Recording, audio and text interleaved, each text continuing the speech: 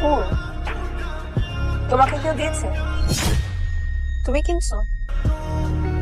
কার জন্য? আমার জন্য? দাও। গোলাপ আমার প্রিয় ফুল, তাহলে তোমার মন ভালো হবে।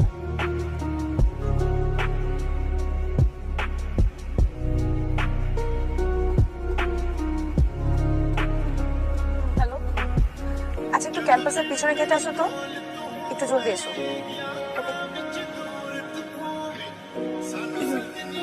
মাসফি, জীবনে কখনো প্রেমে পড়ছো?